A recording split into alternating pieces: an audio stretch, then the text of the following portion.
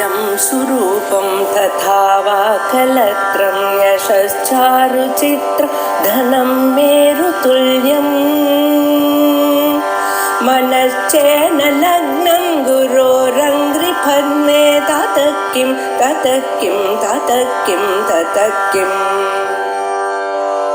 कलत्रं धनं पुत्रपौत्रादि सर्वं गृहं बान्धवा सर्वमेतद्धि जातम् व्यञ्जकत्वं तदेवास्याः रूपाद्यागारदृश्यता द्रष्टुत्वं च दृशेस्तद्व्याप्तिः स्यात् प्रियमुद्भवे चिन्मात्रज्योतिषः सर्वाः सर्वदेहेषु बुद्धयः मया यस्मात् प्रकाशन्ते सर्वस्यात्मा तपोह्यहम्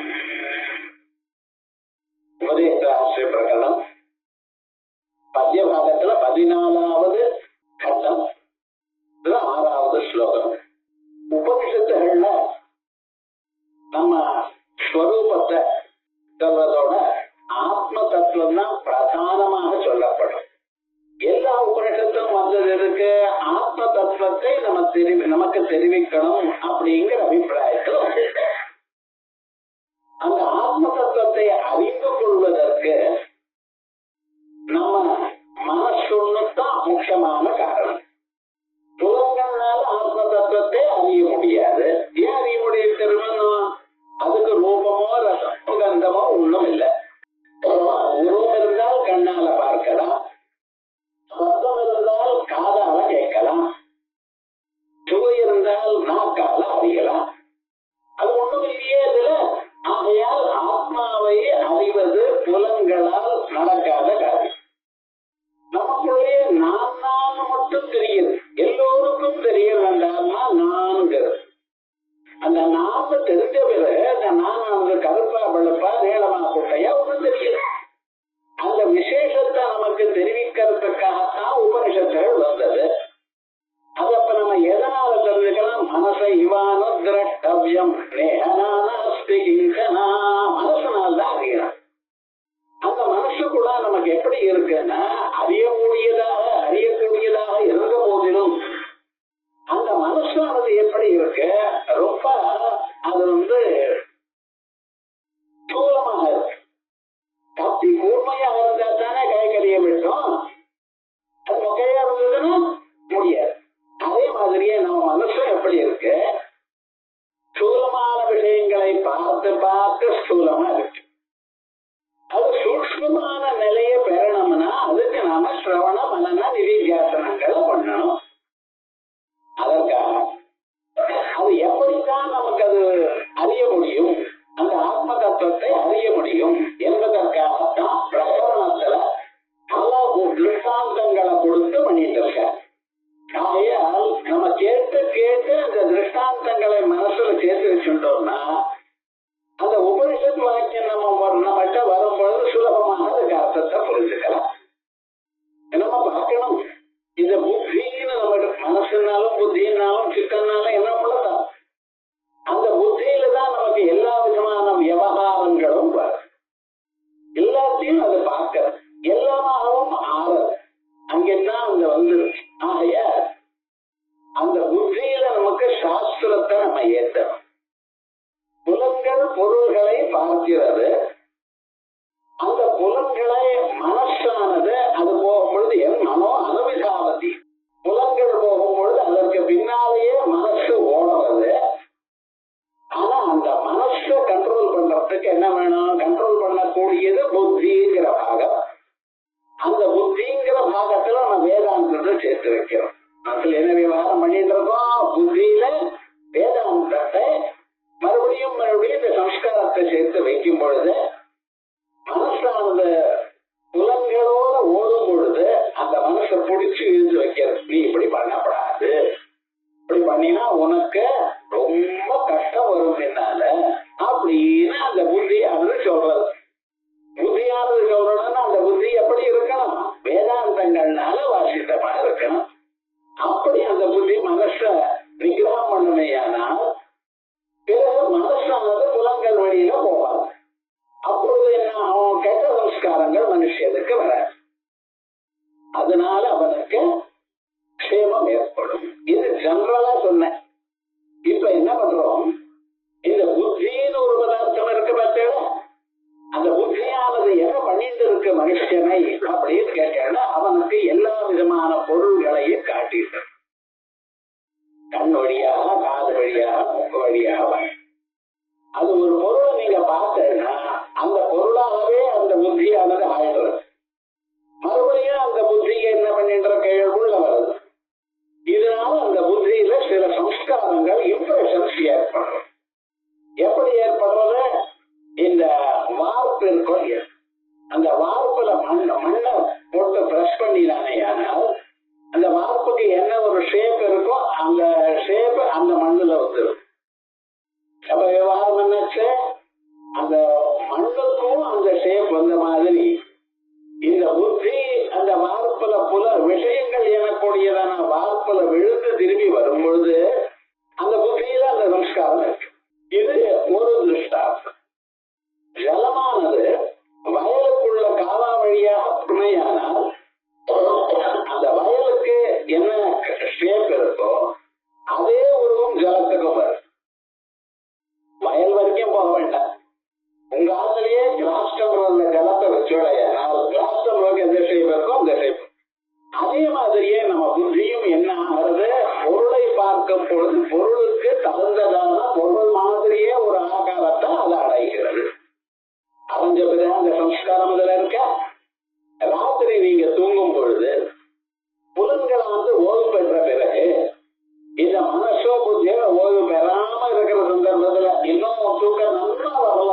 அந்த சந்தர்ப்பத்துல அந்த பழைய வாசனைகள்னால மறுபடியும் அந்த பொருளை பார்க்க. இந்த பொருளை பார்க்கறது பார்த்தீங்கன்னா அதுதான் சொப்னம் இருக்கு. நிஜமாக அந்த பொருள் இல்ல.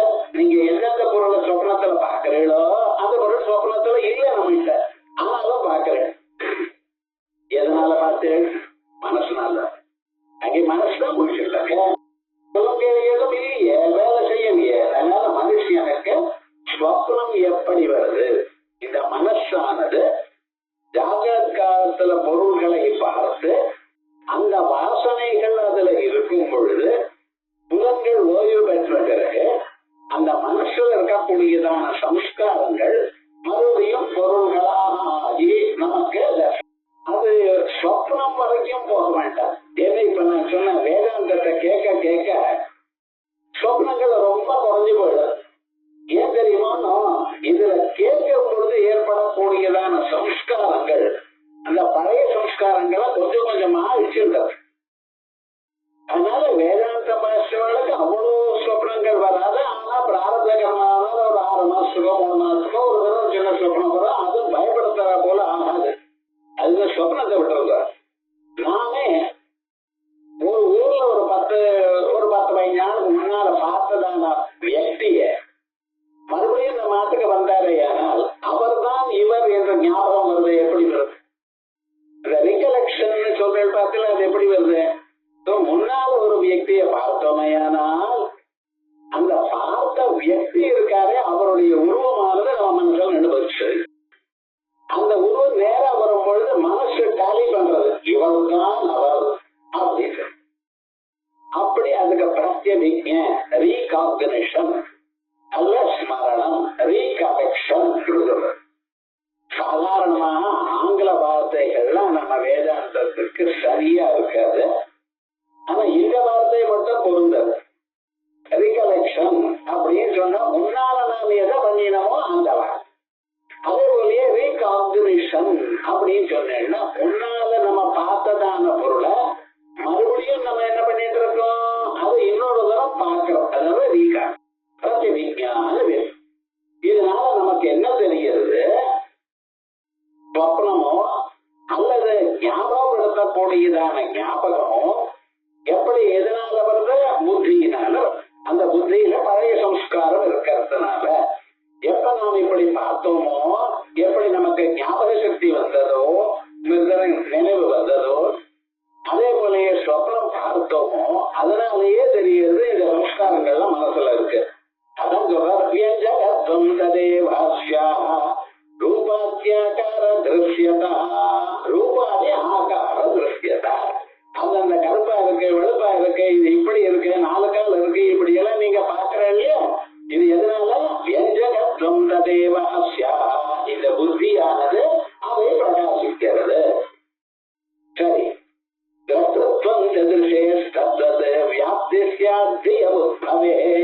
அந்த புத்தி இருக்கு பார்த்தா, அந்த புத்தியில இந்த ஆத்மாவுடைய ஒரு பிரகாசம் ஒளியானது அதுல படுறது. அதனால நமக்கு இந்த விஷயங்கள்லாம் தெரியுது. இப்ப சாதாரணமாக நம்ம இத்தனை வயசு வந்திருக்கு, இத்தனை நாள் உயிரோட இருந்துருக்கோம். பொருளானது எப்படி உங்களுக்கு தெரிகிறது? சாதாரணமாக காலமுறையில கண்ணால பாக்குறது, காதால கேட்கறது பண்றோம். இது என்ன ப்ராசஸ்ல சொல்ல தெரியுமோ? அது பத்தி நம்ம யோசனை இல்லை. கண்ணு பொருளை பார்த்தா நமக்கு இப்பொருள் எனக்கூடியதான அறிவு எப்படி வருது?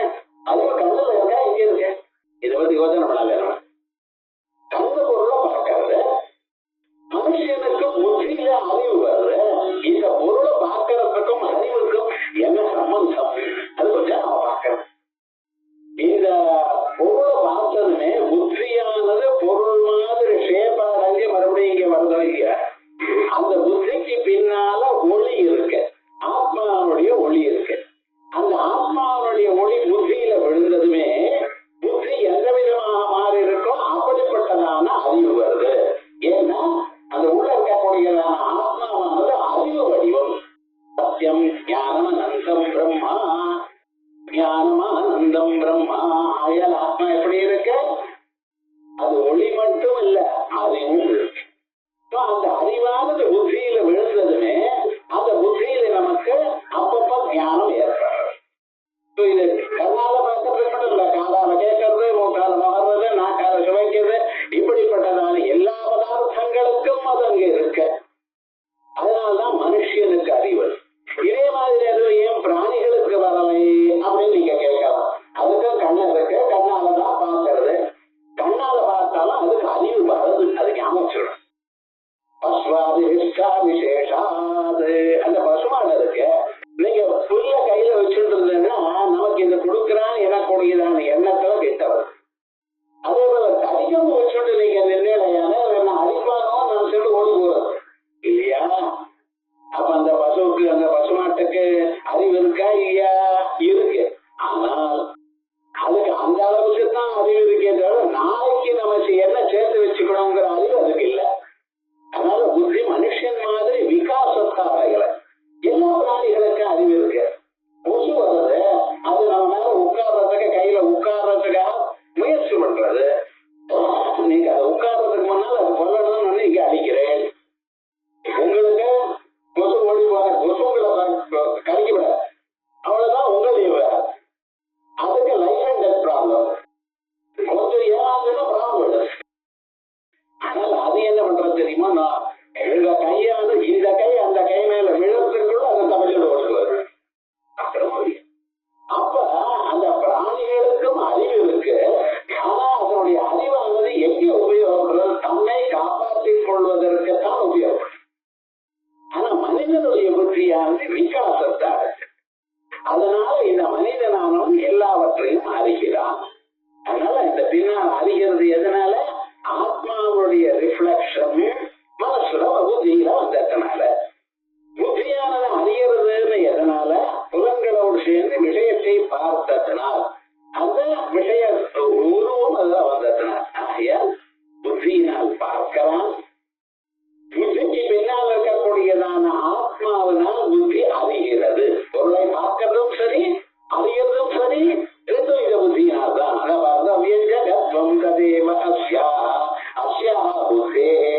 இந்த புத்திக்கு வியஞ்சகத்துவம், பொருள்களையே பார்க்கிறது, பொருள்களை அந்த விதமானது. ரூபாத்தியாகார திருஷ்யதா தத்துவம் சதுர்ஷே தத்வது. இதை பார்க்கிறாரே, அது எப்படின்னு ஆத்மா பார்க்கிறார். நம்ம சொல்றோம், நான் பார்க்கிறேன் சொல்றேன். ஆனா விவகாரம் என்னன்னா, நான் எனக்கூடியதான் ஒளி வடிவமானது. அந்த ஒளி புத்தியில மட்டும் பாரு. அதனால புத்திக்கு அறிகிறேங்கிற அறிவு.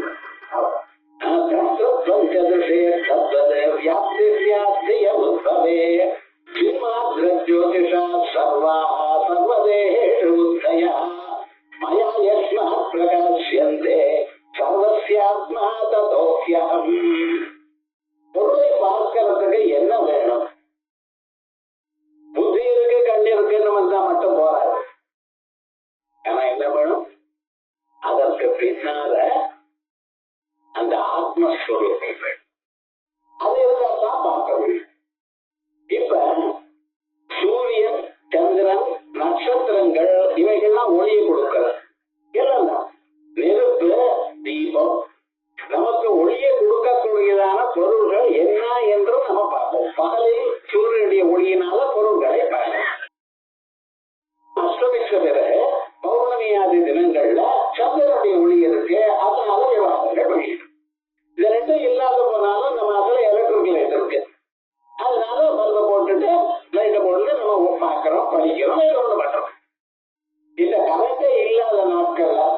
ஏன்னா இந்த டிசம்பர் 2ஆம் தேதி பார்த்தோம்னா ஒரு 4-5 நாளைக்கு மனுஷனுக்கு எந்த அளவுக்கு அவன் இந்த மின்சாரத்துக்கு அடிமை ஆயிட்டான்ங்கிறது நிஜமா பார்த்தா அந்த 4 நாள்ல முழுக்க இல்லாத போனா என்ன?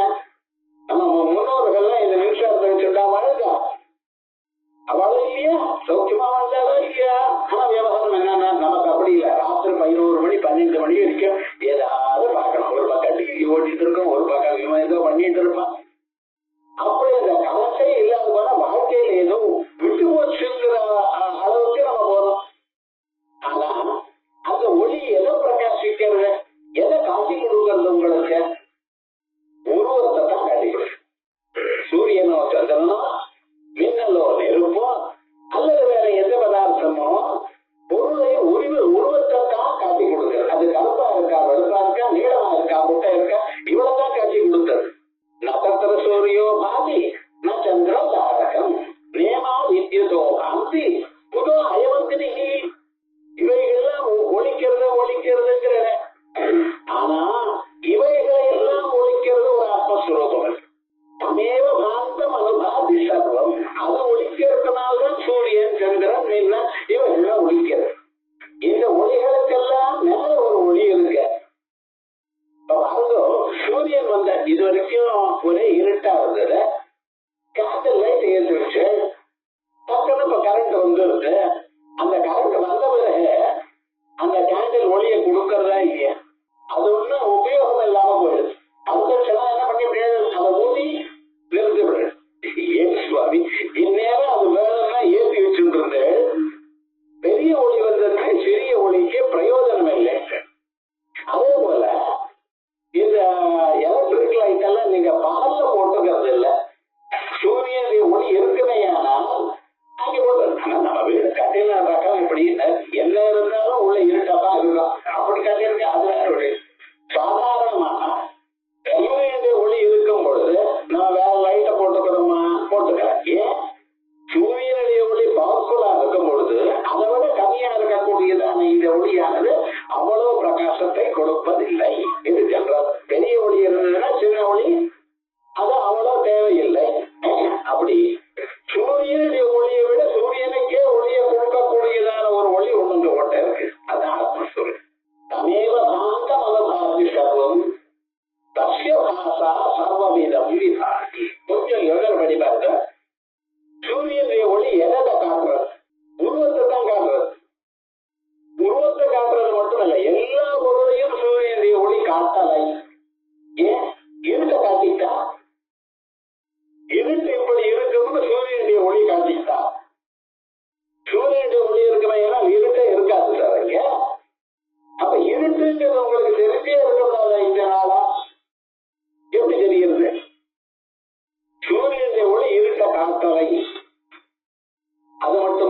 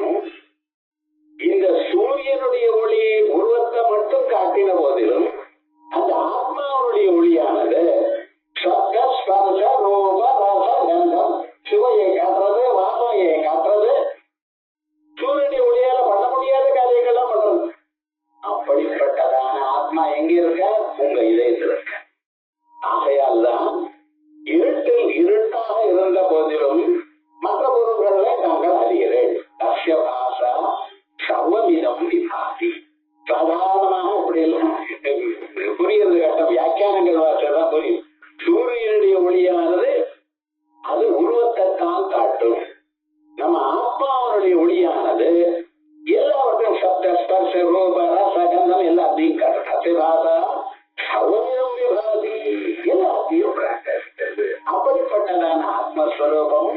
அதுக்கு சிஜோதிஷ்னு மதைகள்லாம் ஜட ஜோதிஷ்.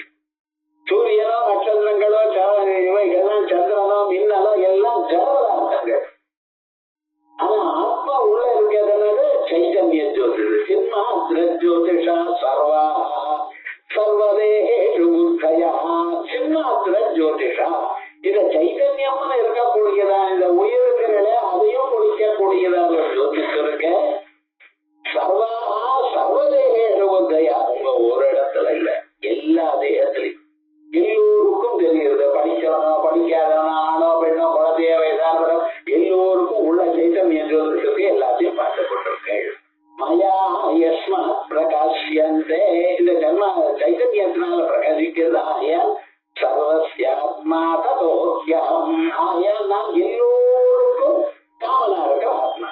சூரியன் இருக்க, உங்களுக்கு ஒரு சூரியன் எனக்கு ஒரு சூரியனா, உங்களுக்கு ஒரு சந்திரன் எனக்கு ஒரு சந்திரனா, ஒவ்வொருத்தருக்கும் ஒரே சூரியன் அவாவாளுக்கு தனித்தனி சூரியன் அப்படிங்கிறடா, இல்ல உலகத்தில் இருக்கிற எல்லோருக்கும் ஒரு சூரியன்கிறடா.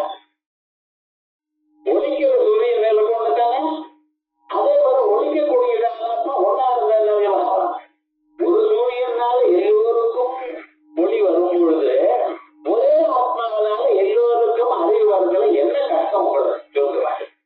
இல்ல சார் நான் வேற, நீங்க வேற, உங்க ஆத்மா வேற, என் ஆத்மா வேற அப்படிங்கிறீங்க. இது ஏன் வெவ்வேறா இருக்கலாம்? இல்லையா நான் தூங்குறேன், இன்னொருத்தர் முழிச்சுட்டு இருக்காங்க. தூங்குறதோ முழிச்சுட்டு இருக்கிறதோ புத்தியுடைய வேலை, உள்ள இருக்கிற ஆத்மாவுடைய வேலை இல்லை. நீங்க தூங்குறீங்கிறது கூட உள்ள இருக்கிற ஆத்மா ஒழிக்கிறது உங்களுக்கு. நல்லா முடிச்ச வரை சொல்றேன், நான் நன்றாக தூங்கினேன் அப்படின்னு சொல்றேன் இல்லையா? அப்ப நான் கேட்டேன், நீங்க தூங்கிட்டு இருந்தா முடிச்சுட்டு இருந்தா தூங்கிட்டு இருந்தேன். தூங்கி இருக்கும்போது அறிவுமா? ஆனா நான் தூங்கினேன் எப்படி சொல்றேன்?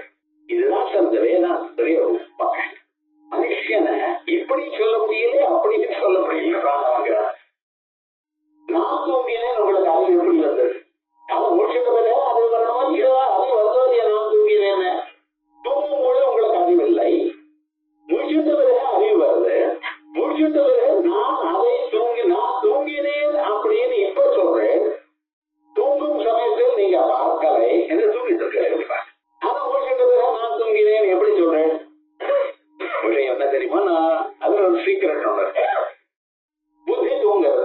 புத்தி வச்சு முடிச்சுட்டு இருக்கும் பொழுது கண்ணுல நீங்க இருக்க. உங்களை எங்க பார்க்கணும்? கண்ணல பார்க்க. ஒரு மனுஷன் ஒரு மனுஷனை பார்க்கும் பொழுது கண்ணை பார்த்துதானே பார்க்கிறேன். ஏன் உங்க ஆத்மா எங்க இருக்கு? முடிச்சுட்டு இருக்கும் பொழுது நீங்க யாராவது ஒருத்தரோட பேசணும்னு வச்சுங்களேன், அவர் கண்ணை பார்க்காம காலை மட்டும் பார்த்துட்டு பேசுங்களேன், அவருக்கு கொஞ்ச நேரம் கோபம். அந்த மனுஷன் முகத்தை பார்த்து பேச மாட்டேங்கிறேன் சார். கோபம் வந்து நான் எதை பார்த்து பேசுறேன்? உங்களுக்கு என்ன நீங்க கேட்டதுக்கு நான் பதில் சொன்னாங்க போதாதோ பார்த்து கூட பார்க்காம பேசுறேன். அவ்வளவு கோபம் வருது. என்னன்னு கேட்டாலும் அவர் கோபம் அந்த மனுஷனுக்கு. வேற மனுஷனால இன்னொருத்தரோட பேசும்பொழுது அவர் கண்களை பார்த்து பேசுறேன். ஜாகிரத காலத்துல ஆத்மா எங்க இருக்கு? தட்சிணாட்சமுகே விஸ்வ மனசியந்தஸ்து தைஜதா ஆகாசே சக்கரதி பிராஜ்யா திரிஜாபோதம் நிபோதத. எல்லாம் உபனிஷத்துல இருக்கு. ஆனா உபனிஷத்து தான் நம்ம என்ன எவ்வளவு வேகமா எக்ஸ்பிரஸ் வேகத்துல படிக்கிறோம். முடிச்சாச்சு என்ன பார்ப்போம். உபனிஷத்து என்ன ஒரு ஸ்கூல் டெக்ஸ்டா ஒரு செமஸ்டர் முடிஞ்சிருக்க. இந்த ஜன்மாவில அது இருக்கக்கூடியதான விஷயங்களை அறியறதுக்கு பலதர அதை படிச்சுட்டே இருக்கணும். இந்த முடிச்சுட்டு இருக்க ஆத்மா எங்க இருக்க? கடல் இருக்க. தூங்குறப்ப என்னாச்சு? சொப்பனத்துல கழுத்துல இருக்க. தூங்கும் பொழுது இது ஆகாசேக கிருதி பிராஜ்யா. கிருதி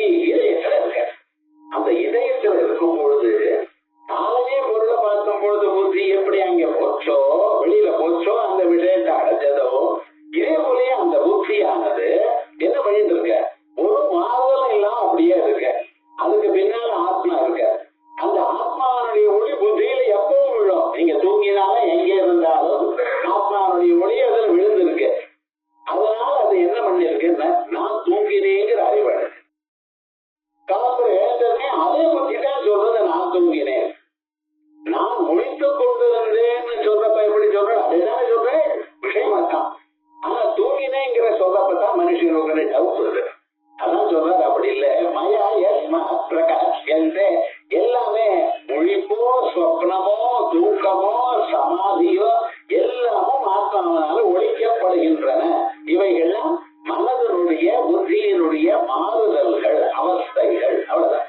சர்வசிய ஆத்மா தோக்கியம். ஆகையால் நான் இந்த எண்கான் உடம்புல மட்டும் நான் சொல்றேன், எல்லோருடைய இதயத்திலையும் நான் தான். பரமாத்மா எங்க இருக்க? எல்லோருடைய இதயத்திலையும் இருக்கா. கரணம் கர்ம கர்த்தாச்ச கிரியா ஸ்வப்னே பலஞ்சதி ஜாகிரதை ஏவம் யதோ திருஷ்டா திரஷ்டா தஸ்மாதோன்யதா. கரணம் கர்ம கர்த்தாச்ச, நான் முடிச்சுட்டு இருக்கேன், பொருளை பார்க்கிறேன், பார்க்கிறவன் நான். பார்க்கப்படும் பொருளானது ஒரு குணம்னு வச்சுப்போம் பொருள். அதுக்கப்புறம் எதனால பார்க்கிறேன்? கண்ணால பார்க்கிறேன். இவை எல்லாம் வந்து நான் பார்த்தல் எனக்குரியதான செயல். ஒரு குணத்தை நான் பார்க்கிறேன்னா பார்க்கிறவன் ஒண்ணு இருக்கான், பார்க்கப்படும் பொருள் ஒண்ணு இருக்கு, பார்க்கக்கூடியதான கருவி ஒண்ணு இருக்கு, பார்வை எனக்குரியதான செயல் இருக்கு. இதெல்லாம் ஒத்துக்கிறேன். இதெல்லாம் நீங்க தான் எனக்கு சொன்னீங்க. நான் கண்ணால் குடத்தை பார்த்தேன், நான் பார்த்தவர். குடத்தை பார்த்த பொருள், கண்ணு கருவி, பார்த்தேன் செயல். இத்தனையும் இருக்க. இத்தனையும் எனக்கு சொல்றா. எப்ப நீங்க சொல்றா அந்த பொருள்கள் எல்லாமே ஆத்மாவனால விளக்கப்பட்டிருக்கு. அப்பதான் தெரியுது. அது விளக்காத போனா நமக்கு எப்படி சொல்ல முடியும்? பார்த்த பொருளைத்தானே நான் பார்த்தேன்னு சொல்ல முடியும். முதல்ல பார்க்கணும், அதுக்கப்புறம் பின்னால யாராவது கேட்டா நான் பார்த்தேன்னு சொல்றேன். நான் பார்த்தேன்னு சொல்றதுக்கு முன்னால இவைகள்லாம் உங்களுக்கு முன்னால தெரிஞ்சிருக்கலாம். ஆகையா ஒரு மனிதன் குடத்தை பார்க்கிறான் என்று சொன்னாலேயானால் நான் எனக்குரியதான அந்த செயல் பண்றவன் கர்த்தா, பார்க்கப்படக்கூடியதான குடம், கண்ணால் பார்த்தேன் எனக்குரியதான கண்ணு, அதுக்கப்புறம் பார்த்தேன் எனக்குரியதான செயல் எல்லாமும் உள்ள இருக்கிற ஆத்மாவனால விளக்கப்படுகிறது. ஆகையால் தான் அதை எடுத்து தாங்கள் கூறுகிறேன். இப்ப இப்படி நீங்க அனலைஸ் பண்ணி பார்த்தீங்கன்னா நீங்க பண்ணக்கூடியதான எல்லா செயலுக்கும் பின்னால ஆத்மா இருக்க. அதான் சாட்சின்னு. அவர் ஒண்ணும் நீ இதை பண்ணு அது பண்ணு, இதை பாரு இதை பார்க்காத, இது தப்பு நல்லதுன்னு சொல்லல. அதெல்லாம் சொல்றது கர்மசாஸ்திரம் சொல்றது. அது இப்படிதான் பண்ணணும்னு கண்காணிக்கிறது யாரு? அந்த உள்ள இருக்கிற புத்தி. ஆனா என்னென்ன நீங்க பண்றீங்களோ, முடிச்சுட்டு இருந்தாலோ, சொப்னம் பார்த்தாலோ, தூங்கினாலோ, அல்லது சமாதியில இருந்தாலும் எல்லாவற்றையும் ஒழிக்கக்கூடியவர் ஒரு ஆத்மா பின்னால இருக்க. சினிமாக்கு போரு, சினிமாக்கு முன்னால ஒரு பிலிம் இருக்கு, ஸ்கிரீன் இருக்கு, ஸ்கிரீன்ல என்னென்னமோ பொம்மைகள்லாம் வருது. ஆனா அதுக்கு பின்னால ஒரு லைட் இருக்கு பார்த்தீங்கன்னா, அந்த லைட் ஒரே மாதிரி தானே இருக்கு. அது மாறுறதா? அது எப்பவும் மாறாது. பிலிம் சுத்திண்டே இருக்கு, அதனால ஸ்கிரீன்ல வெவ்வேறு பொம்மைகள் வருது. அதை பார்த்து நீங்க ரசிச்சுட்டு இருக்க. அங்க பொம்மை எல்லாம் காணப்படுறது ஒன்னும் நிஜமான டாக்டர்ஸ் அங்க இல்ல. தெரியும் உங்களுக்கு, நான் என்ன தெரியும். அது என்ன நிழல் தான் இங்க விழாது. அதை கண்டு என்ன சத்தோடு தெரியுமா உங்களுக்கு? ஆனா விவகாரம் என்ன, இத்தனையும் இருந்த போதிலும் பின்னால் அந்த லைட் எரியிலேன்னு வச்சுங்களேன், என்ன ஆகும்? ஏதாவது தெரியுமா? அதே மாதிரி அந்த லைட் மாதிரி உங்க ஆத்மா. அந்த பில்முங்கிறத புத்தியில இருக்கக்கூடியதான சம்ஸ்காரம். அது எங்க விழுது? மனசுங்கிற ஸ்கிரீன்ல விழாது. அதை வச்சுட்டு சிரிச்சுட்டு இருக்க, சிலருதான் அழுதுட்டு இருக்க. சினிமா நல்லாது நான் இல்லாத போனால் தலையில பிராரந்தம் 300 ரூபாய் போச்சு, 500 ரூபாய் போச்சு அப்படின்னு அங்கேயே கவலைப்படுறீங்களோ இல்லையா? வெளியில வர வேண்டாம். இதுக்கு போய் இப்படி பட்டேங்கிறளோ இல்லையா? அப்ப விவகாரம் என்ன? இன்பமோ துன்பமோ பொருள்களே புலன்களால் பார்த்தத்தினால் வருகிறது. இந்த பொருள்களுடைய ஒரு சின்ன ஸ்வரூபம் வாசனைகள் உங்க புத்தியில இருக்கு. அதை பிரகாசிக்கிறவர் ஆத்மா. இந்த விவகாரம் நம்ம சாதாரண மாடர்ன் டேஸ்ல சினிமா பார்க்கறது பார்த்தா எல்லாமே உள்ள நம்ம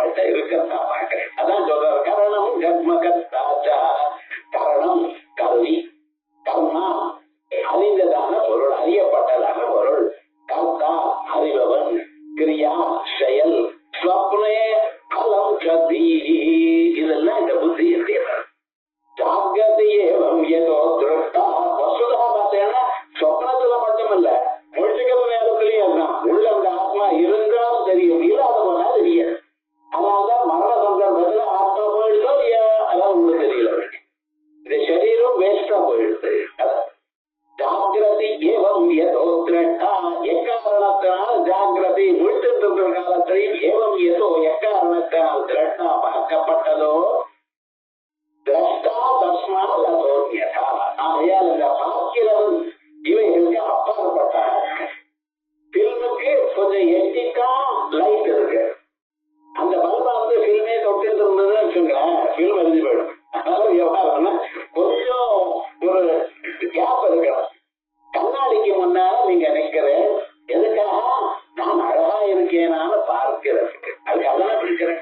ஒவ்வொருவரும் வெளியில வரும்போது புருஷாலோ ஸ்திரீகளோ என்ன பண்ணிட்டு இருக்கேன், கண்ணாடிக்கு முன்னால ஒரு நம்மளை பார்த்துட்டு வரும்.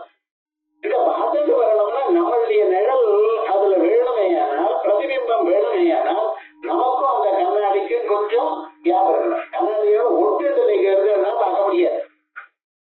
அதே மாதிரி இந்த ஆத்மாவானது பொருளோட சம்பந்தப்படாம இருக்கு. ஞாபகம், ஆத்மா அசங்கமா இருக்கு, எந்த பொருளோடையும் சேரலேன்னு உபனிஷத்து சொல்லுமே. ஆனால் அதுக்கு காரணம் என்ன? திருஷ்டாந்தத்தில் நீங்க பார்த்துட்டு இருக்க அந்த ஆத்மாவை மட்டும் புத்தி திரும்பி பார்த்ததுன்னு வச்சுங்களேன், அப்ப பொருள் தெரியாது.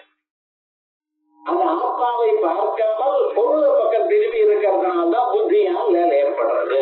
ஆகையால் அஜாக்கிரத்யோ திரஷ்டா திருஷ்டா திரஷ்டா தஸ்மாதோன்யதா புத்தாதீனாம் அநாத்மத்வம் ஏயோபாதேயரோபதா அனோபாதானகர்த்தாஸ்மா நத்யாஜ்யோ நதகிருஷ்யதே.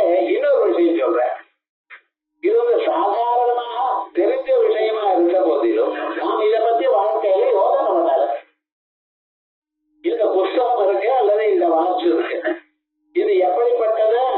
எனதுன்னு சொல்லப்படுகிறது. நான் இதை எனதுன்னு கருதுகிறேன், நீங்கள் அதை அவரதுன்னு நினைக்கிறேன். அப்படித்தானே? ஒரு பொருள் இருந்தா அந்த பொருளை அதை உடையவன் எனக்கு சேர்ந்ததுன்னு நினைக்கிறான். மற்றவர்கள் எனக்கு சேர்ந்ததுன்னு நினைக்கிறேன், இன்னொருத்தருக்கு சேர்ந்ததுன்னு நினைக்கிறேன். இப்ப இந்த புஸ்தகம் இருக்க, இது எனதுன்னு நான் சொல்றேன். எனதுன்னு நான் சொன்னதுமே அதுல என்ன விவகாரம் இருக்குதுல? எனக்கு சேர்ந்தது, எனக்குத்தான் சேர்ந்தது அப்படின்னா அதுல நமக்கு ஓனர்ஷிப் இருக்கு. ஓனர்ஷிப் இருந்தா நான் என்ன பண்றேன்? நானே வச்சுப்பேன். எனக்கு இஷ்டம் இருந்தா உங்களுக்கு கொடுப்பேன், இல்லைன்னா ஏழுமலையான உண்டியில போடுவேன்.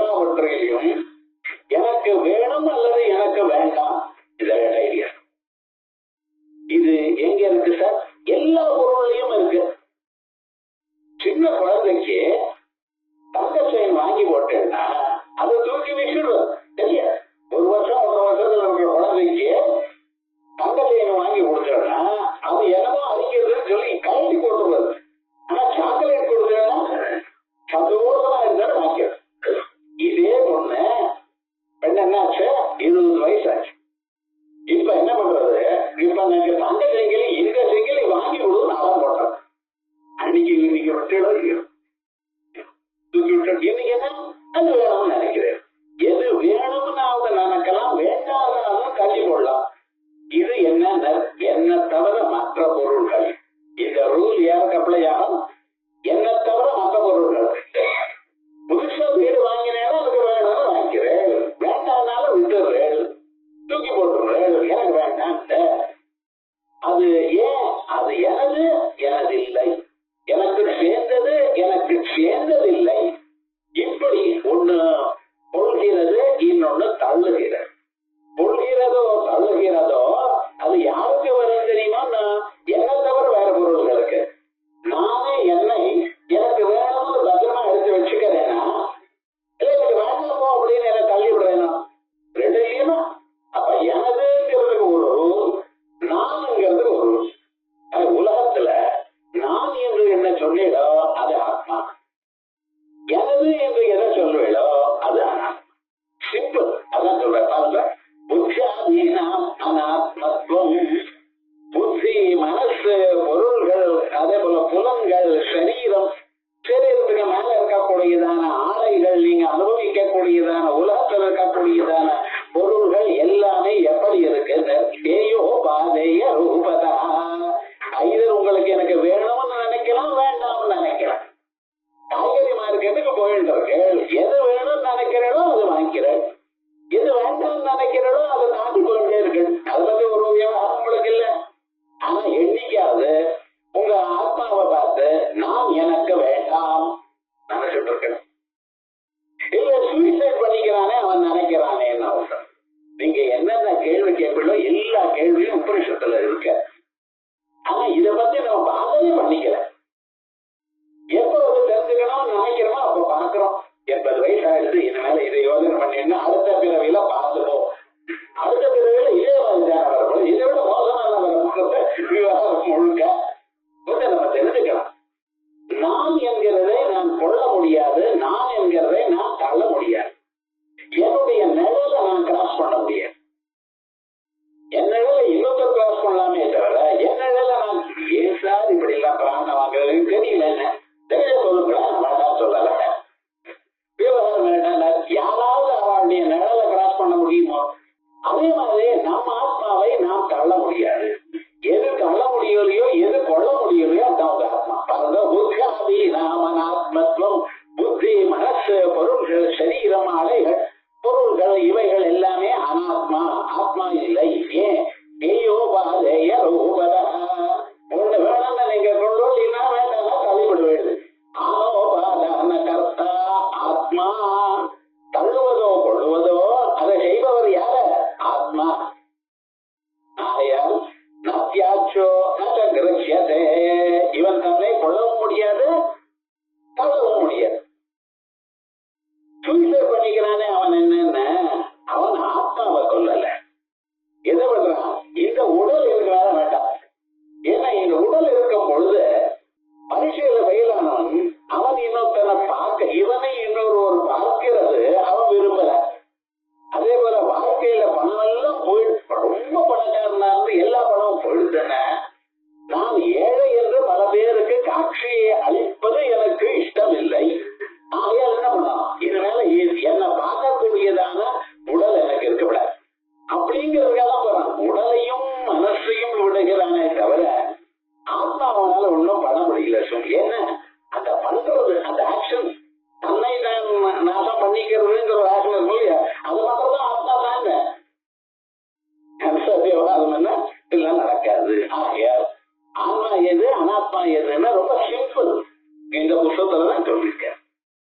கேனோபனிஷத்துல பிரதிபோத விதிதம் மதம் அமிர்தத்வம் விந்ததே ஆத்மன அவிந்ததே வீரியம் வித்யா விந்ததே மிருதம் எனக்கூடியதான மந்திரத்துல சொன்னதான விஷயம் ஆச்சாரியால் இந்த பிரகரணத்துல சுலபமாக சொன்னார். அனோபாதானகத்ராத்மா நத்யாச்சோ நகிருஷ்யதே ஸ்வபாக்யாப்யந்தரே சுத்தே பிரஜான ஏகரசே ஜனே பாக்கியமாபியந்தரம் சன்யது கலம் ஹேயம் பிரகல்பதே. உன்னை தள்ளுறதுன்னு இருக்கு பதில எனக்கு வேண்டாம்னு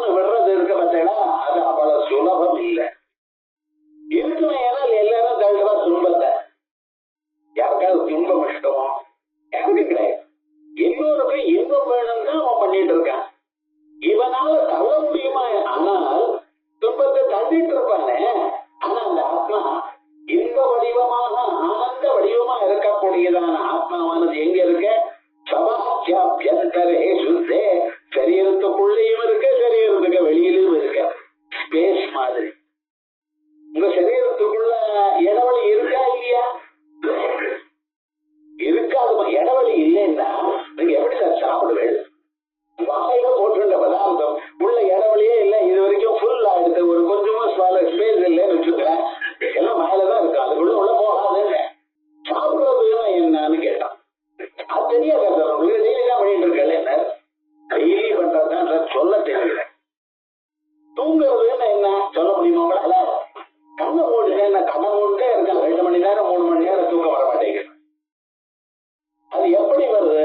என்ன ப்ரோசஸ்? ஒரு மனுஷனை சில சமயத்துல பஸ்ல நின்றுட்டே தூங்குறான்.